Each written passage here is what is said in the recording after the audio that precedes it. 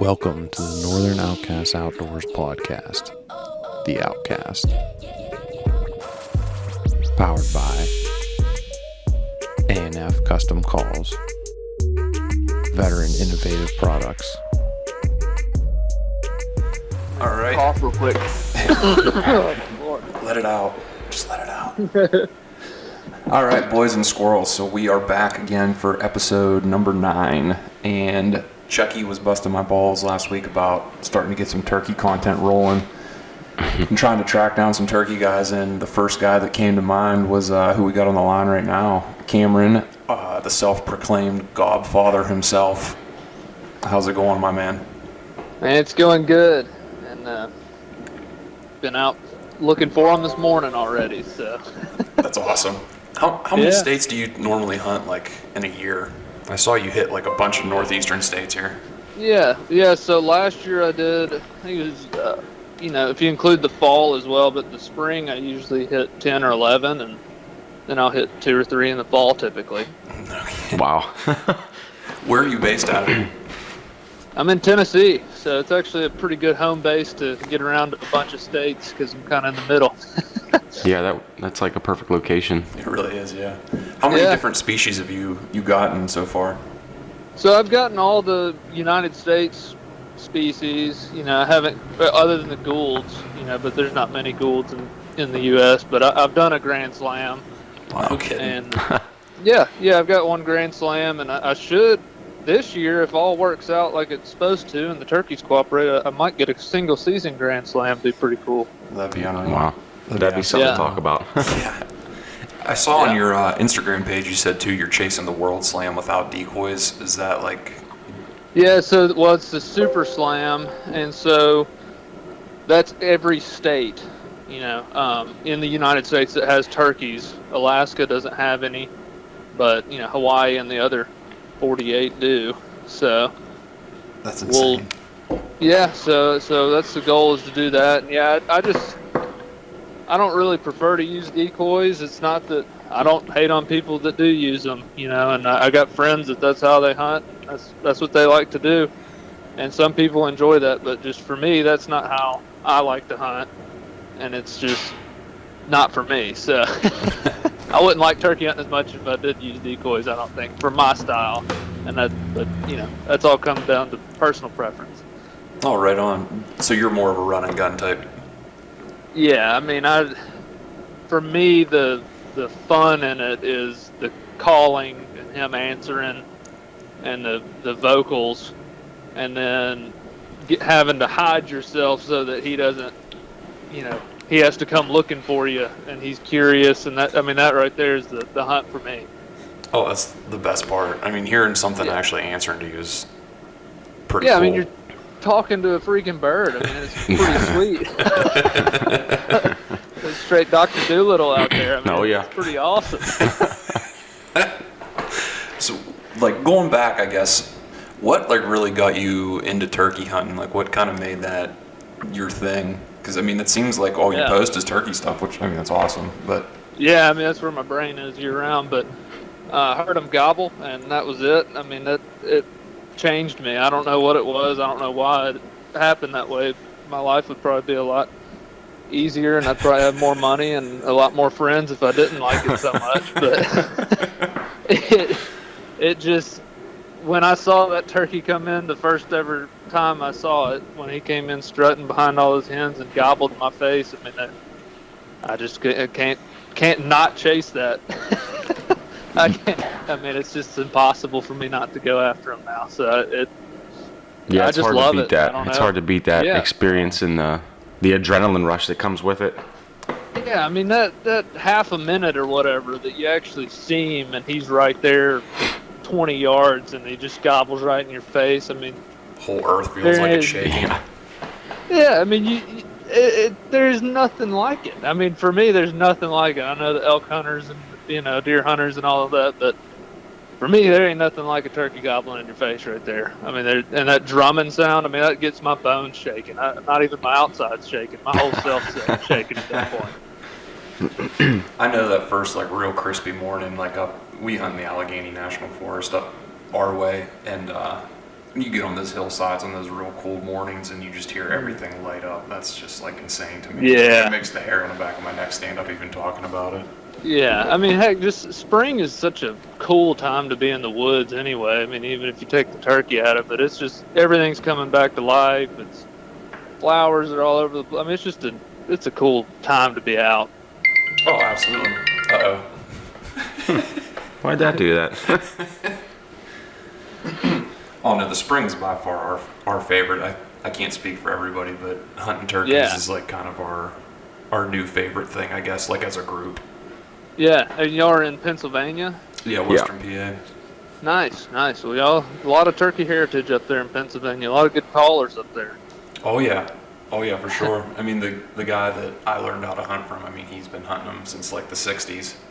Oh yeah, y'all. That state's kind of the southern state of the north, in my opinion. Y'all chase them pretty hard up there. Oh yeah. Yeah. There's no shortage of birds. No. Yeah, or public land. I mean, y'all got a pretty nice state for that kind of. Yeah, we do luck out with that. Yeah, the Allegheny National Forest is like, it's kind of like a double-edged sword though too, because it's so vast in some cases that like if you don't have something locked down. Yeah. Yeah, that's what's tough. Sometimes it's so big, it's like overwhelming. You're just like, where do I start? You know, there's so much land. Oh yeah. It really is. I had probably about 15 hens in a gobbler in the yard this morning. Actually, he was all strutted up, following them around.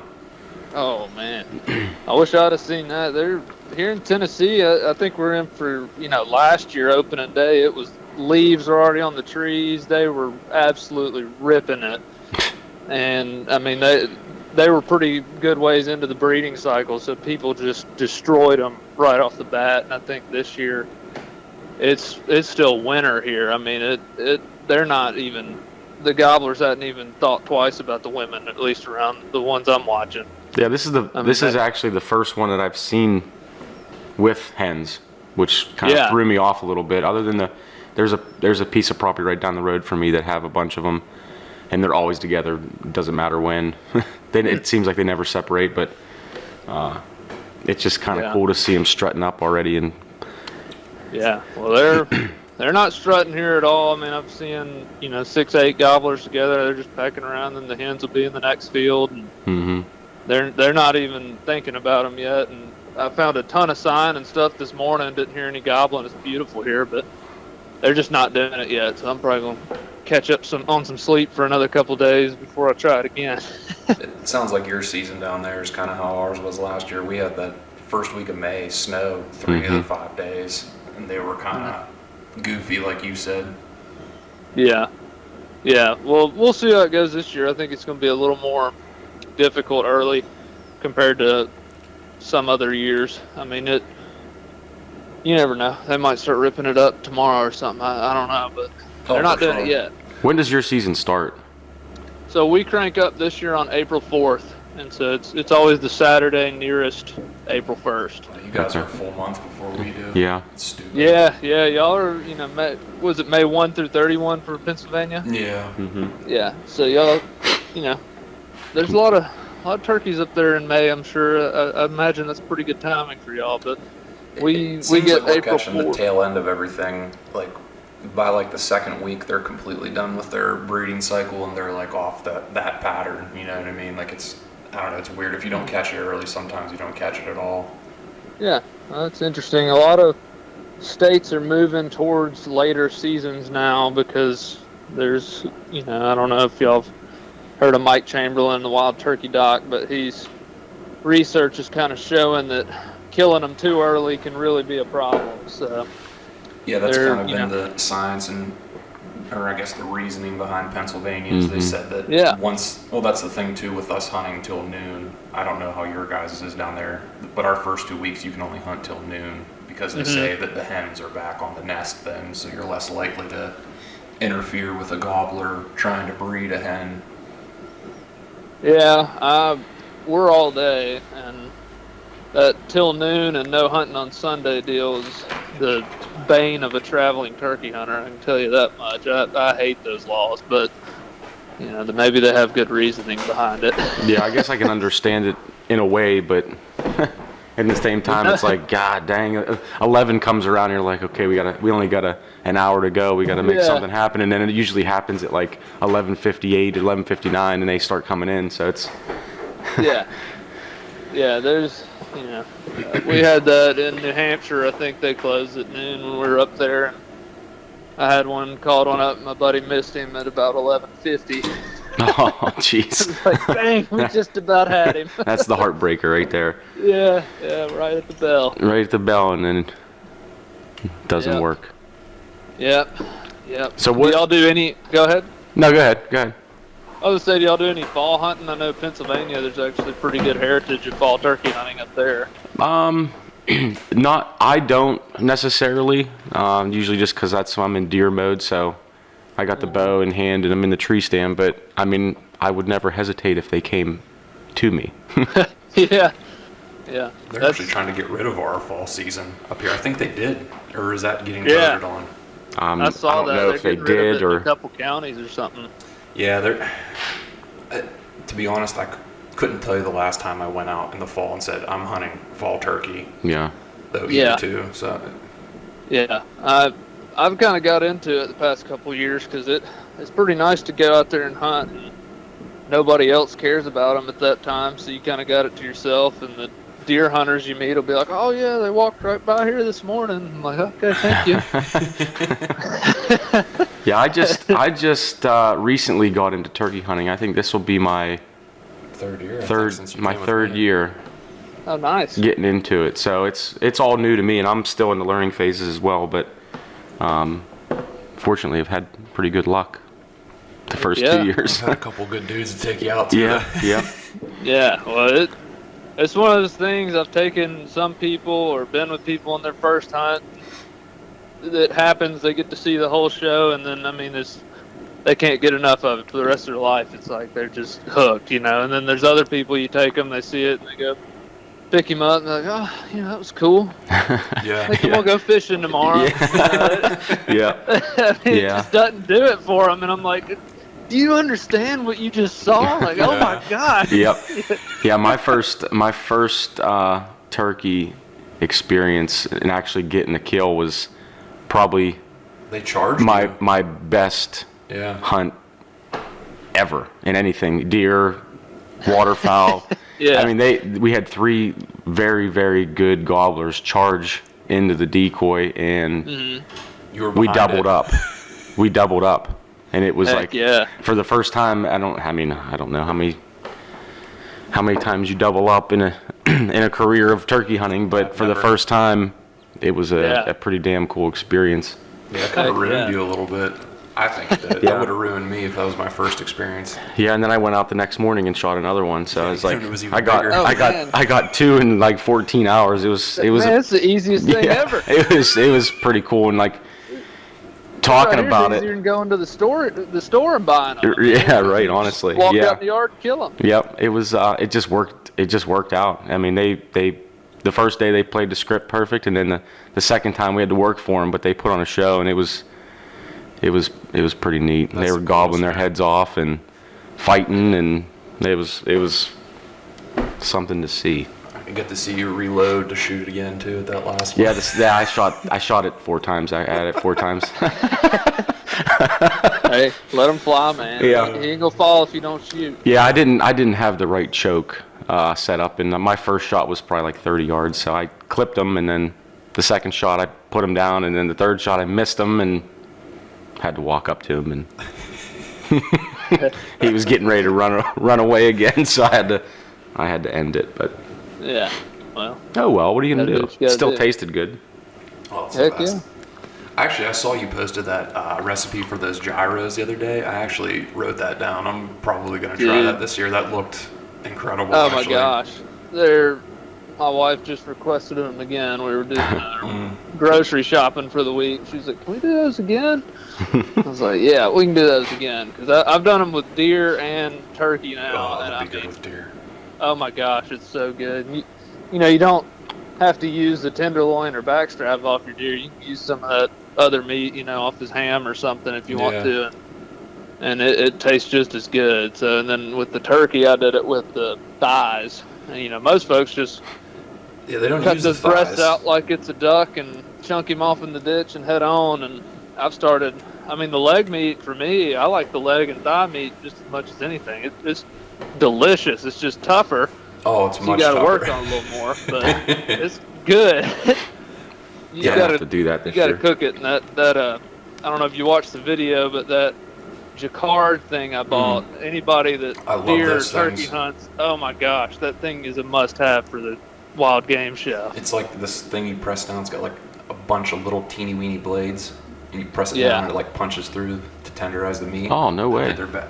Yeah. Actually, I've been using the meat mallet a lot lately too for making cutlets and stuff like that. That's been like my new favorite thing to do is the meat mallet. Oh, nice. Yeah, I don't have the mallet. I just have the Jacquard, and Those things are I think sweet. it's like 30 little knives in there, and I mean, you just start pressing it down in there. I mean, I just do it to everything now. If I'm gonna grill something, it gets hit with that thing a couple times. Oh, it's the best. Wow, I'm gonna have to look into that. Oh, yeah, it's awesome. like $20 on Amazon. It's worth getting for sure. Interesting. I'm looking at these steaks we have right now thawing out, and now I'm thinking about it. About to get on Amazon and have them drone me one. So what is like your favorite way to cook? Like if you had a wild turkey in front of you right now and you're making it for dinner, what would be your first choice of cooking stuff? Whew, man, that's a tough one. So those Greek gyros were really good, and then I got it's a meatball recipe. It's firecracker meatballs.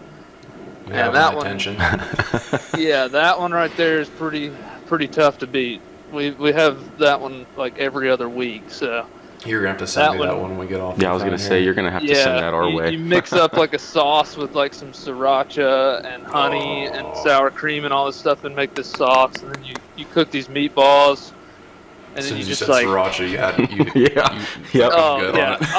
I'll send you guys the recipe. I'm telling you, you make it, and I've done it with venison. Most everything I do, like those kind of recipes. If you grind it up, you can use whatever, but I've done it with venison too. It's unbelievable. So that's pretty tough to beat. And I mean, you're out camping and you kill one day one.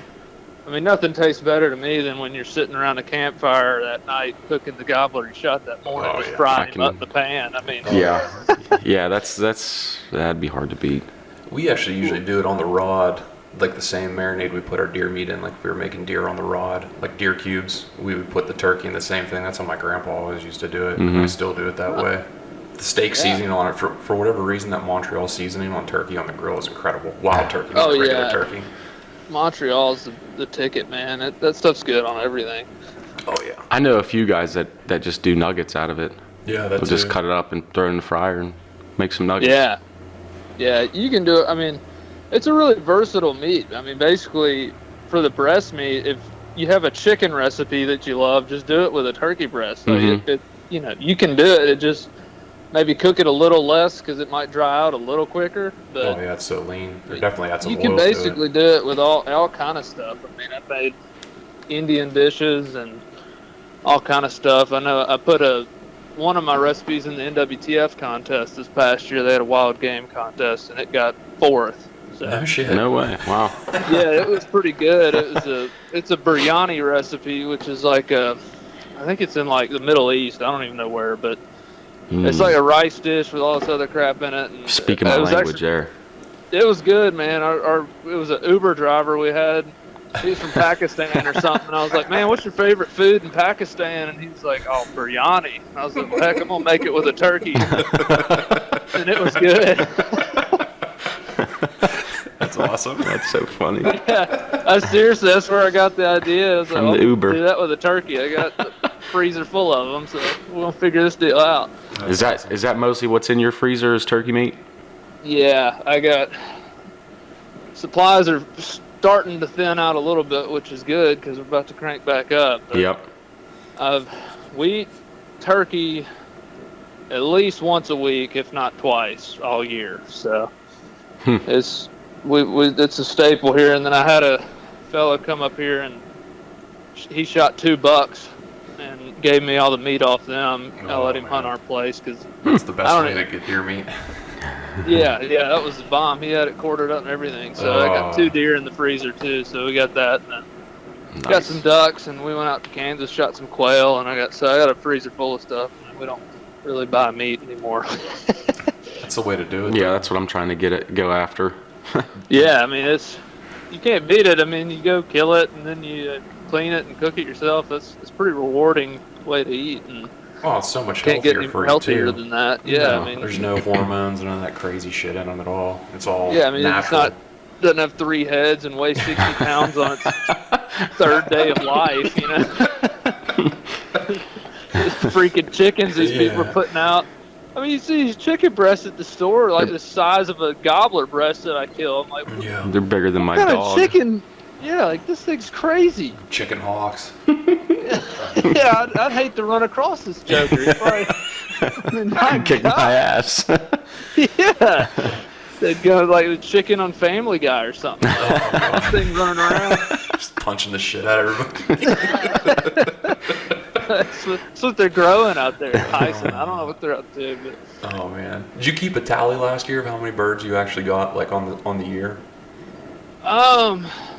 Yeah, I do know, but I don't really like to talk about it. But I mean, this is your chance to brag right now. Everybody's listening. Yeah, I'm not. That's not me, but I'm usually my answer to that question is I killed 1 short of enough. I'm gonna try to get that 1 this year. So there you go. That'll work.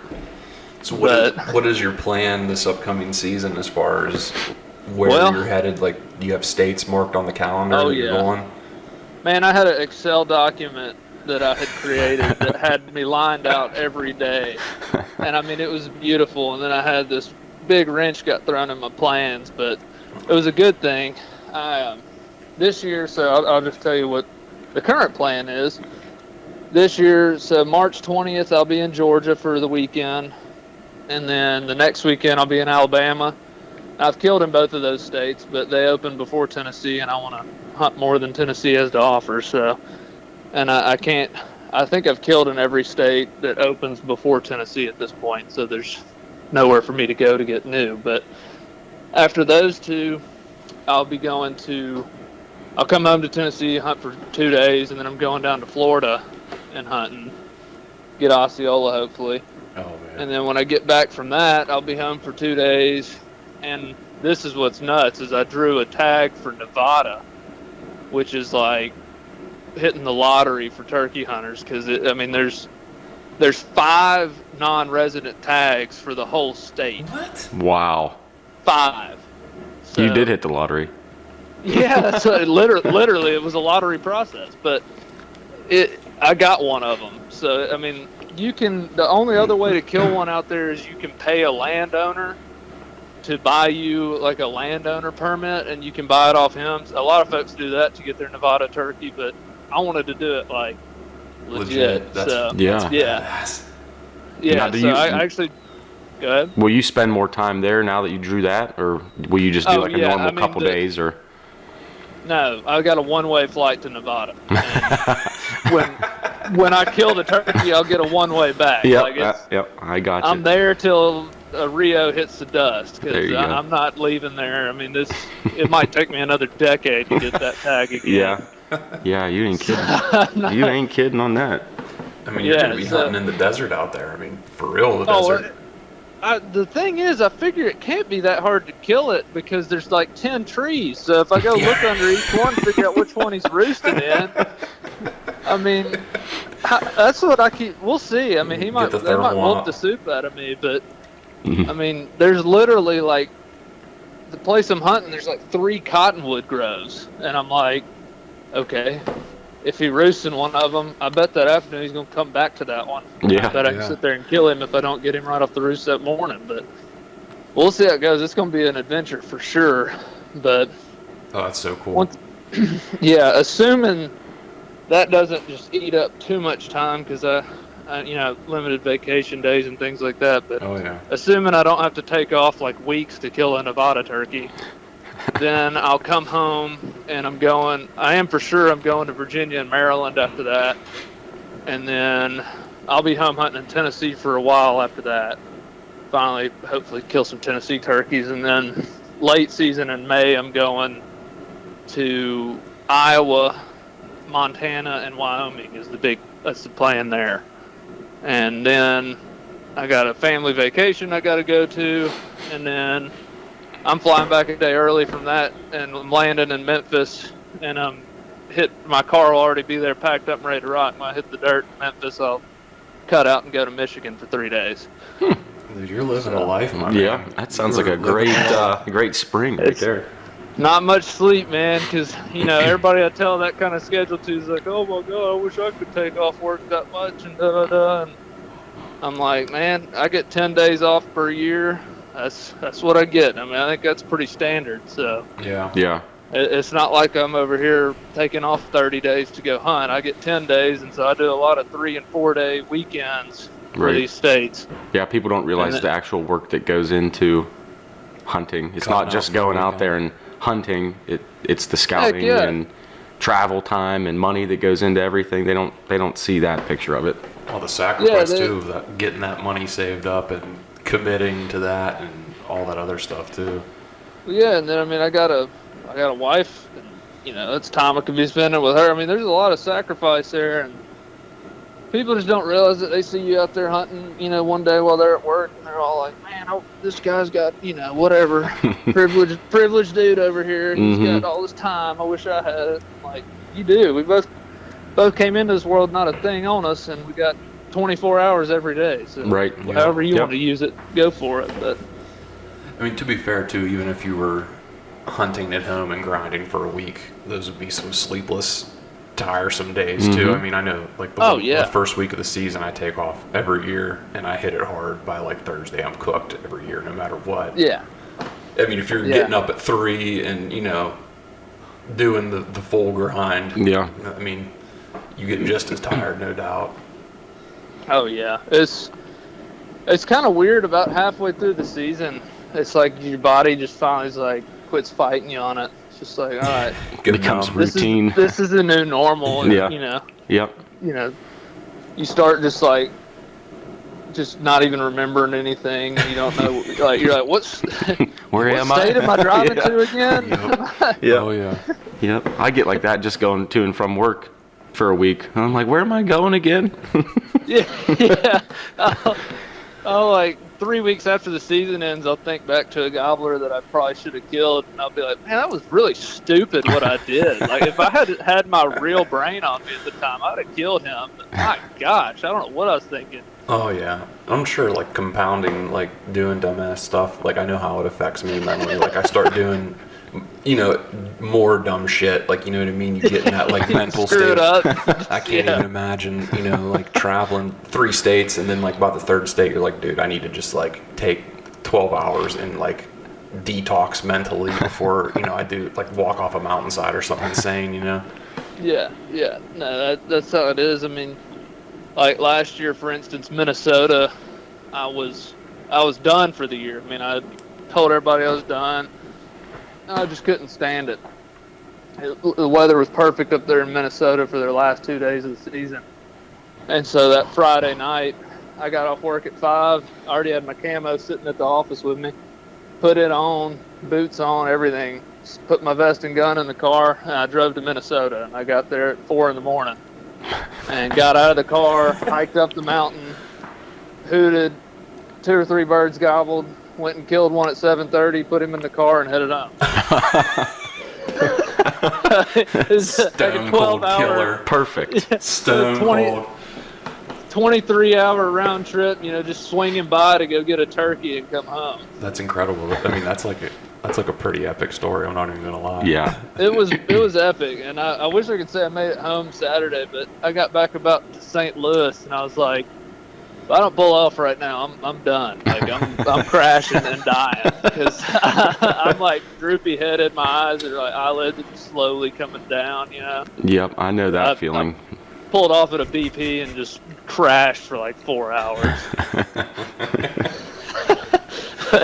It was nuts. Now that we scared all of the casual hunters away, is there any advice you might give to somebody like kind of on the fringe, like Ryan was a couple years ago, that never went turkey hunting, if they were like, were thinking about getting into it, is there like some positive you could give them, like other than like, dude, you gotta hear them gobble, like, one of those experiences that you gotta be there for? Like, is there anything that you would maybe say to them to coax them into the woods in the spring? Yeah, I mean, you just like, it's just like any other craft. The more time and effort and practice and time you can be around turkeys, the better you're gonna be at it. And it's, a lot of folks start out and get frustrated and quit. And I've kind of figured out the best thing you can do is, if possible, don't just go out there by yourself and start up. If you know somebody that's pretty good at turkey hunting and kind of, they've actually killed a couple turkeys and know how to do everything, go like see if they'll take you one morning and get them to kind of show you, because then you might have a better experience than if you just go like stand on a mountain and hope something happens, But that's what, I had like a mentor kind of deal with my turkey hunting. And I mean, now you got YouTube and everything else, you can learn a lot over that. But I don't think there's anything better than going with an experienced turkey hunter so that you can see how things are done. I mean, there's just simple stuff like how to sit on the tree. I mean, Yeah. People who haven't ever been, it's like, all right, he's gobbling right there. What how do I do I build a blind? Like, what do I do? And I think it just helps if you just go at least once or twice as somebody that's done it before. You can kind of see the what you need to do, at least like basic information. But that's actually a really good point right there. Like when you do hear him gobbling, the guy that kind of was my mentor, his thing he always used to say to me is, if you get one to answer, you need to start thinking setup. Set up. He goes, that's the number one thing. Once you hear him gobble, where do you think he's going to come out? Okay, can I get to that tree before he gets, within range of seeing me? Because, I mean, if you can see that bird at 200 yards away, that thing's already seen you 5 times. Yeah. Straight up, Oh, if you can see him, he already can absolutely see you. Yeah. Yes. He's probably seen you, 20 times. But yeah, say, like, you're up in the hills, you do get one to answer you while you're on the move. Like, what are you looking for specifically, other than a tree that's wider than your shoulders? Yeah. So I want it to be a place. I mean, if I'm in the hills, especially, I want it to be where when he can see me and my calling position, he's dead.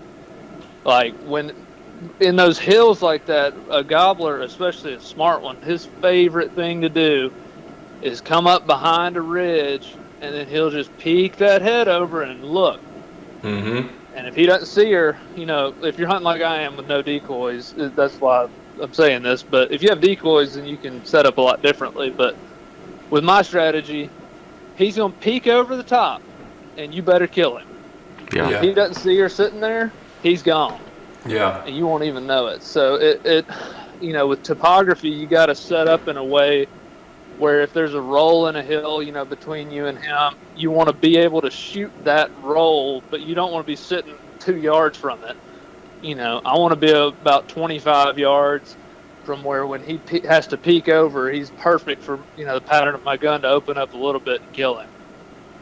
And so that's kind of what I do. If I'm in, a more open area, I'll try to set up on like the edge of a fringe kind of, if there's a bunch of short pines that's real thick up in there, I'll kind of set up on the edge of that so that when I'm calling, he might think she's in there, and that's why he can't see her. Yeah. You got to fool him into thinking, okay, if he's sitting there looking at you from 80 yards and he's like, all right, the calling's coming from that white oak right there, but I sure don't see a hen sitting there. He ain't going to come any closer. No. Yeah.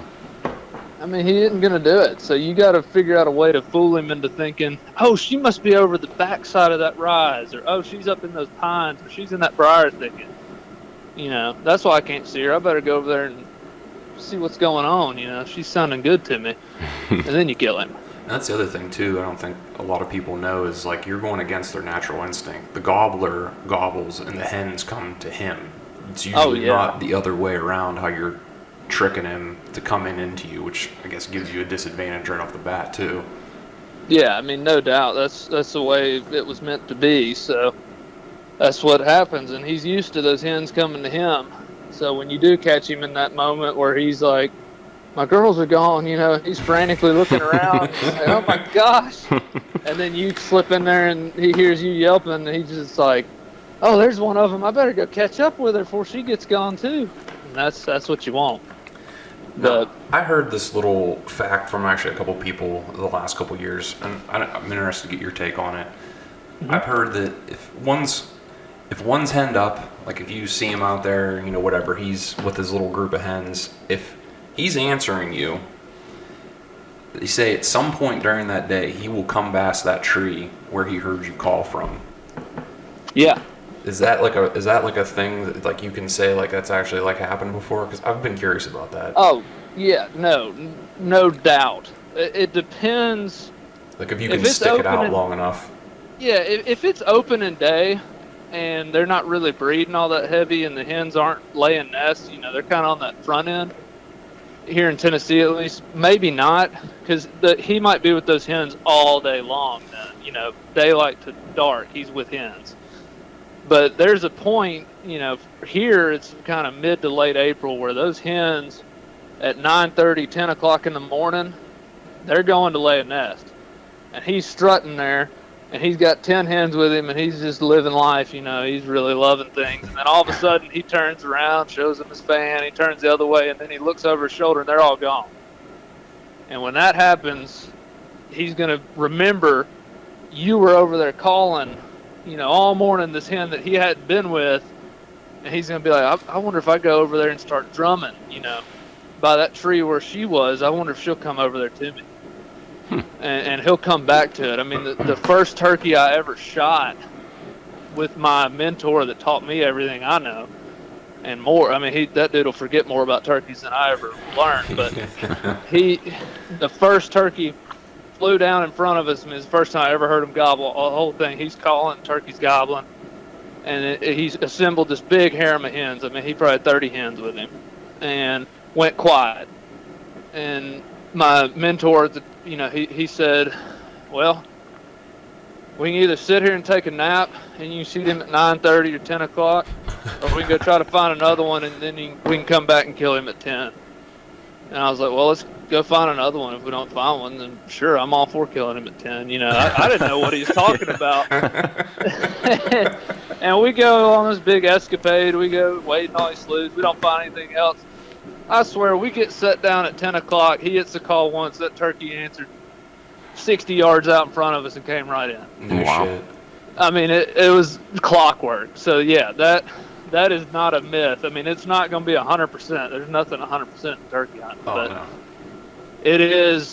There is a window that you can kill a gobbler in late morning. If those hens leave him, that is the easiest turkey to kill, in my opinion.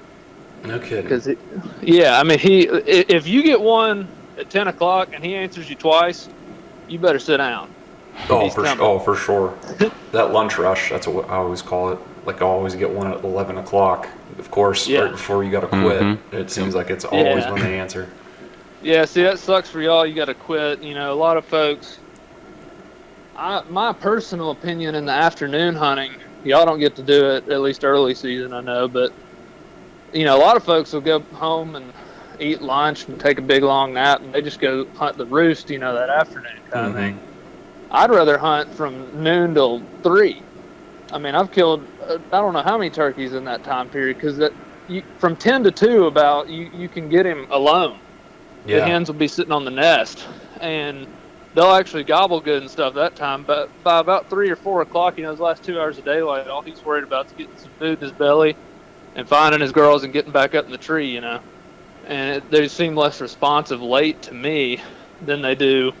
I mean, at 1:30, it'll be 90 degrees. It's just brutal. And then all of a sudden, one just, and here he comes. I mean, I'd rather go home at 4 o'clock and go to bed then than sit out there till roost time. I mean, you can really strike them there midday. Yeah, no doubt.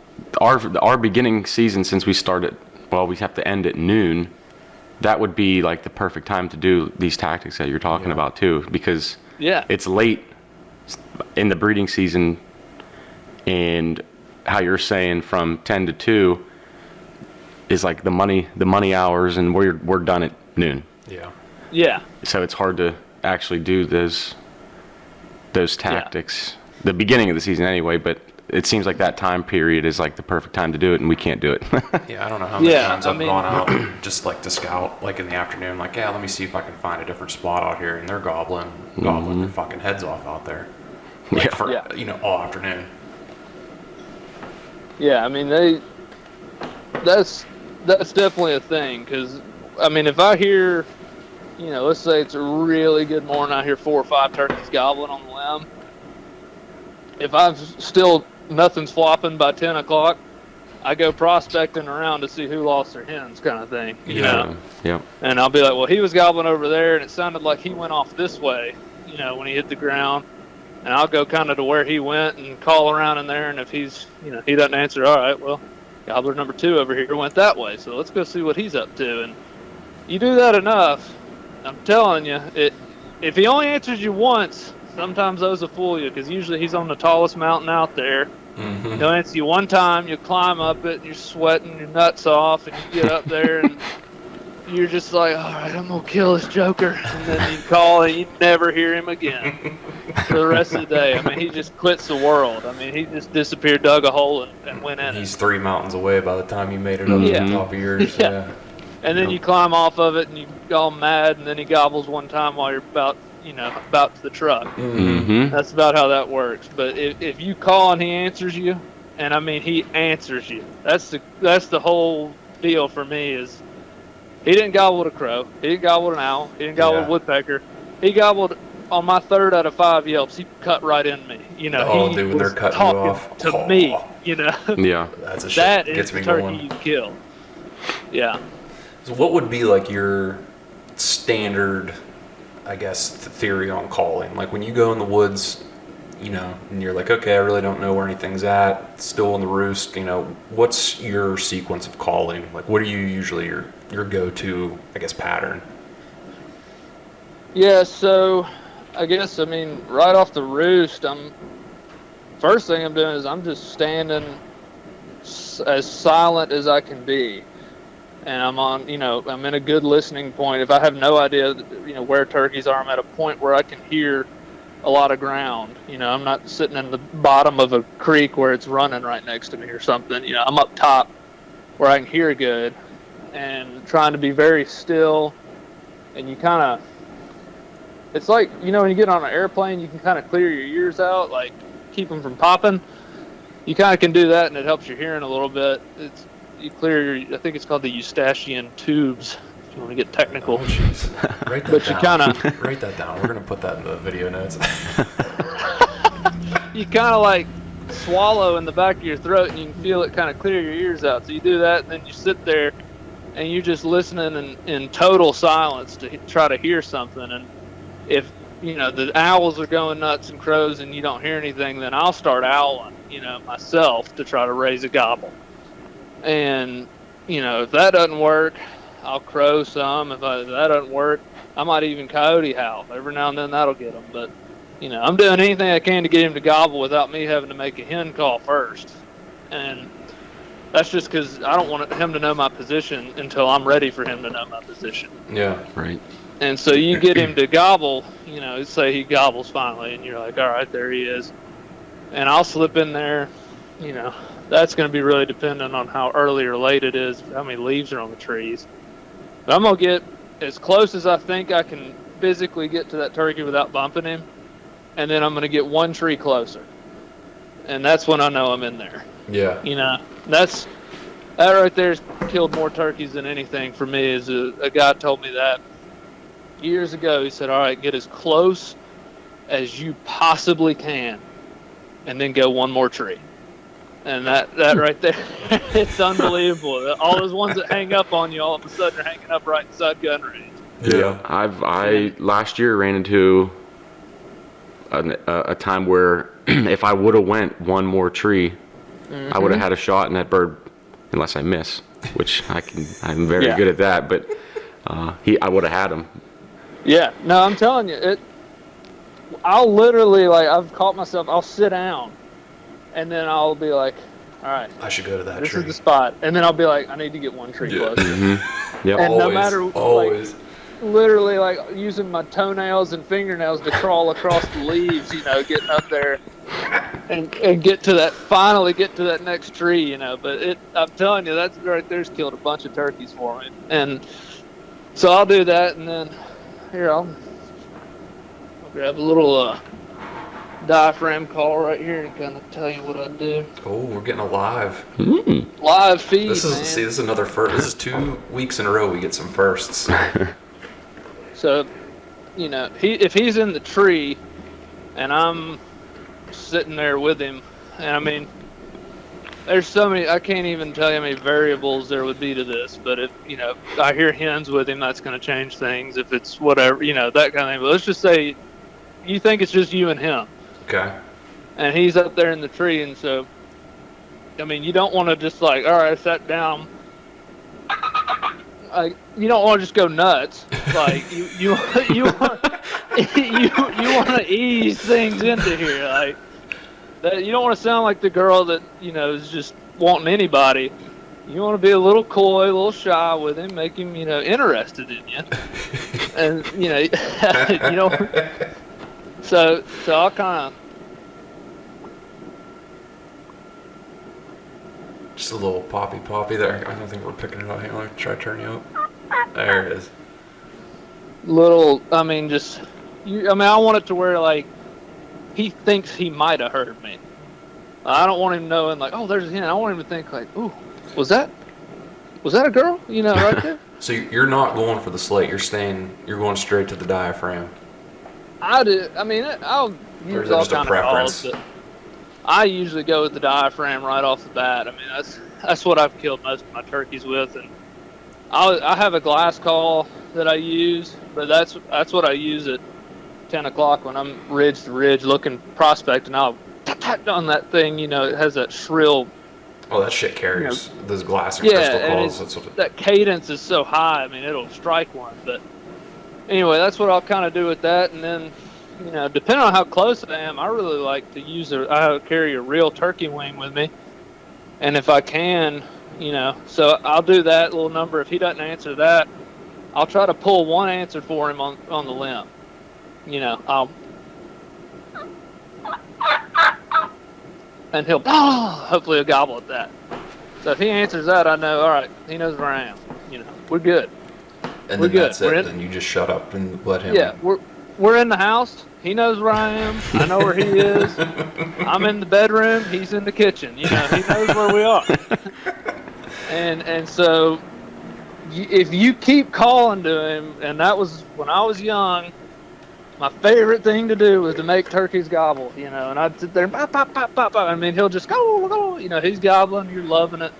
And then at 10 o'clock in the morning, he's still sitting in the tree, and you're still sitting there, and you're like, what in the world's going on? I would have to say it's probably number one rookie error. I mean, I was the same Oh my way. gosh. You're just out there, you finally learn how to use a call right. You're just like, working everywhere. Yeah, I mean, I'm telling you, I had so many turkeys sit in that tree till 10 o'clock in the morning, and then when they do fly down, I saw them do it. I mean, they'll sit up there and gobble, and I'd be so close I could see him. And I mean, 10 a.m., he's still in the tree gobbling because he is now very suspicious. Yeah. Because he's like, all right, I can hear that hen over there, and I can pretty much see over there, and I don't see anything. And she hadn't come a step closer in 3 hours. That's kind of weird. Yeah. You know? Yeah. Oh, yeah. And then he'll pitch out silent as can be, the exact opposite direction of you, and get the heck out of there. Oh, yeah. He figured that deal out. But so I'll kind of do that, and then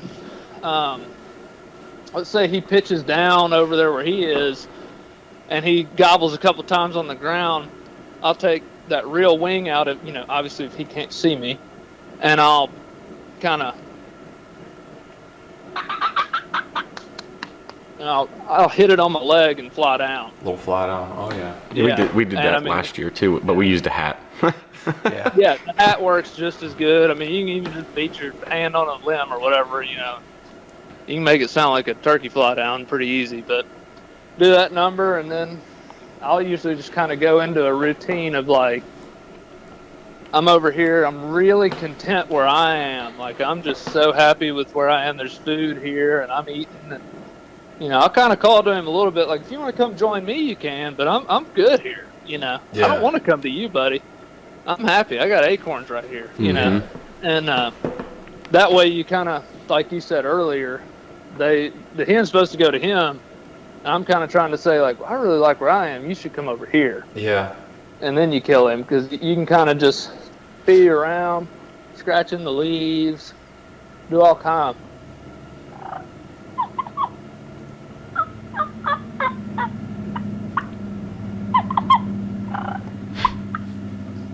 I still You know, can't that hear little the mouth stuff. call. You're making me jealous.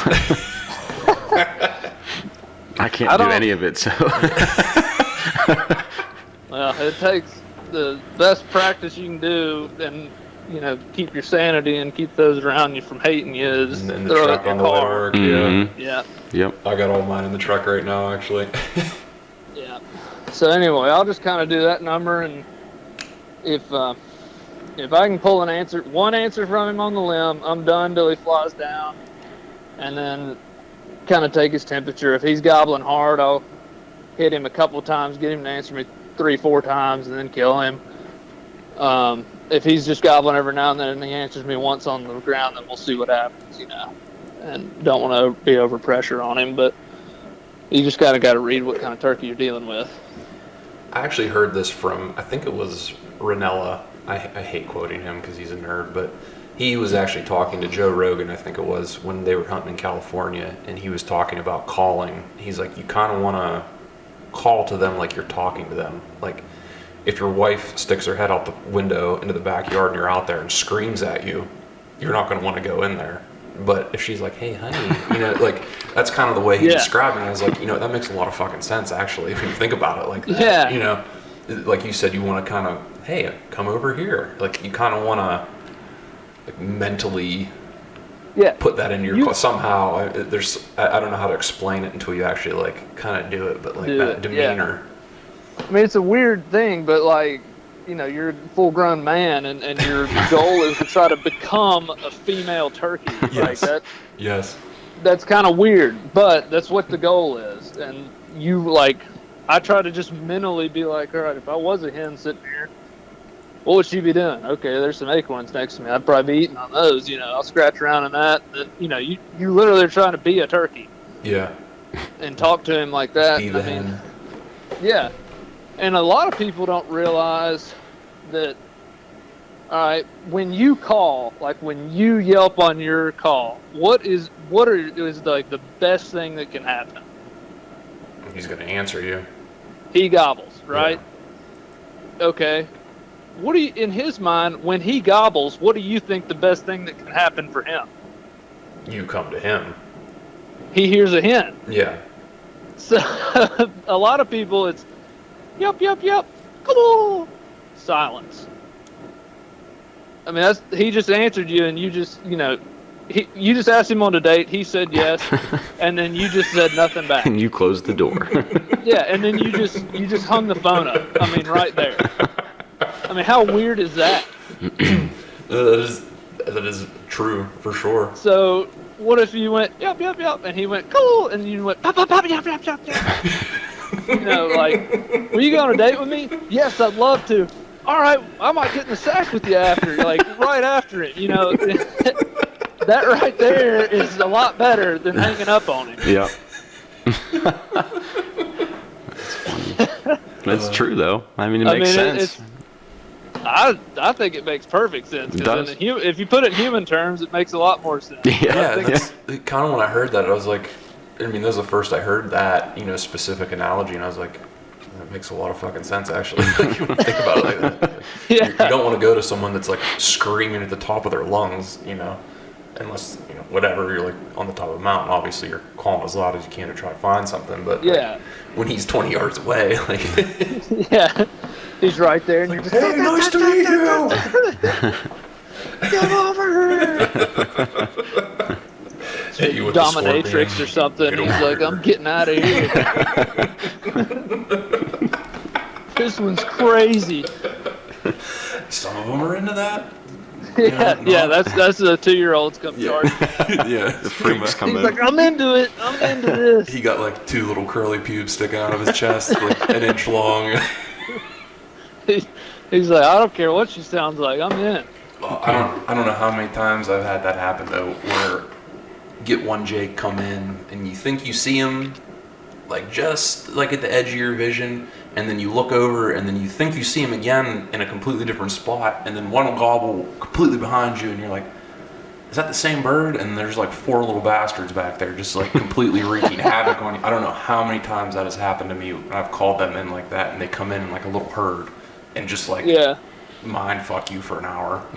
Yeah, well, I guess in their mind they're probably like, we're slip in here pretty easy, or Big Tom might come whoop us. Yeah. Oh, I've gotten jumped by like 3 or 4 Jakes more than I think I've gotten like completely fooled by big birds, like at least where I hunt at. Yeah. Well, I mean the Jakes are they're like scared, and they're I don't know. You never know what the freaking Jakes are doing, man. Those things.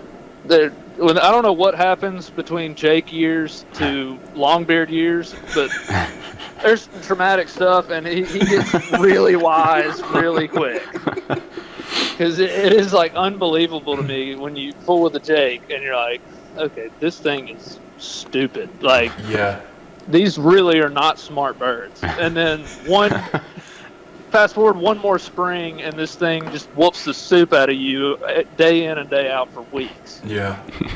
I don't know what happens in that time, but something bad must happen to that turkey.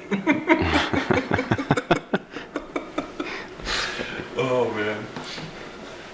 So other than your spring, I guess, road trip, when is that finally ending? End of May? You said we were done in Wyoming? May 31 will be, Michigan is Memorial Day will be my last day that Monday.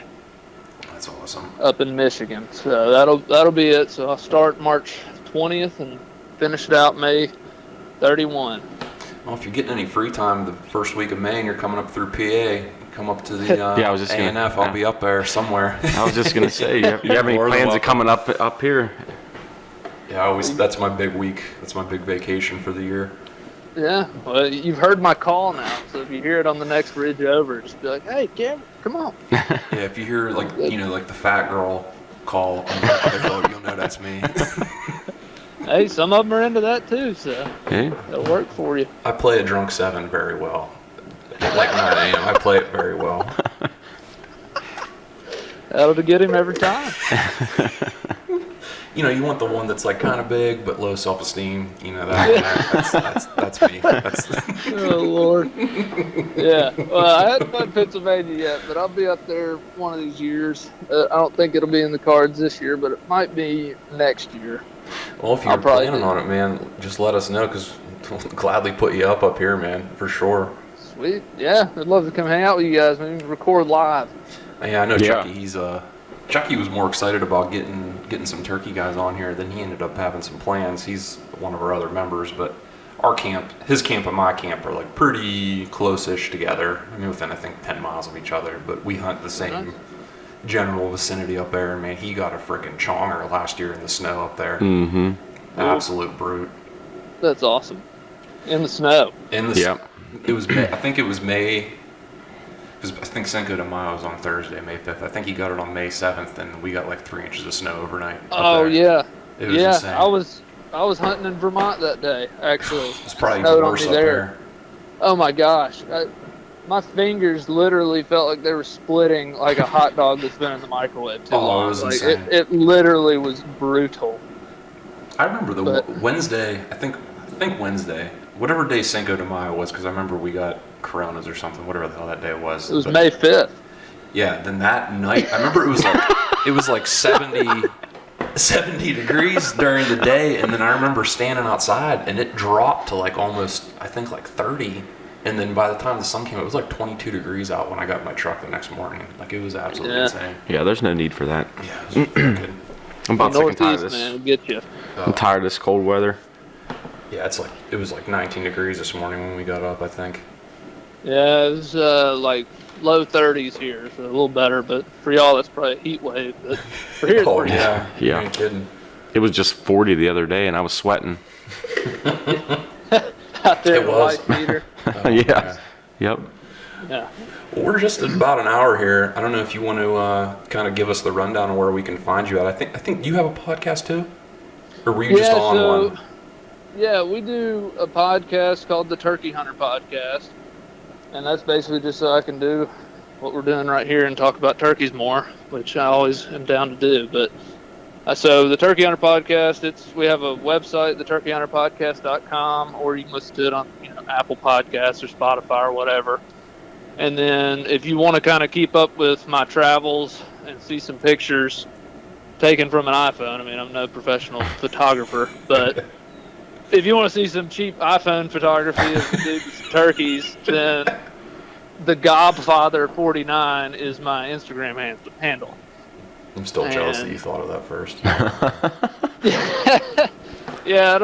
Yeah, it's crazy. There's people are just nuts to me, but there's people literally like offended by that. No, go figure. They think I'm like being cocky about it, like that I'm the Gobfather. I'm like, no, it's just a wordplay on like a popular movie, dude. Like, to be fair, you've killed enough. I feel like that you can brag a little bit and they can suck one, as far as I'm concerned. Well, they can definitely suck one, but I mean, I'm not planning on bragging much. It's just like I'm gonna get you to brag before this episode. So we got like 30 more seconds. I'm gonna get you to do it. It's never happened. I'm not doing it, but whatever. I mean, people are just nuts. But yeah, the Gobfather 49 on Instagram. I'm on Facebook too, but everybody on Facebook's too angry, so I don't really do much there. Yeah, I just use that for the marketplace. Yeah, seriously. The marketplace is the ticket. Yep. You can sell anything on there. Chucky takes care of our Facebook. We sacrificed him to do that, so we'll have him promote you on there. Oh gosh, man, Facebook. I mean, you just like, man, what a beautiful day today. You'll get 10 arguments out of that on Facebook, and then Instagram. People are just like, oh, cool photo. Yeah. It's so much nicer, but that's it. That's what I'm up to. If anybody wants to check it out, do it. And I don't have a YouTube series like everybody or anything like that, but I do post some iPhone photography. Well, for everybody listening, I hope you caught all that, wrote it down, but we will link it somewhere in the stuff when we post this. But as always, thanks for checking us out. Like, subscribe, do all that happy shit. Go check out our boy Cameron, the Gobfather himself. And stay the course there, huh? Oh, yeah. Stay the course. All right, brother. Thank you very much. All right, boys. Enjoyed it. Y'all have a good one.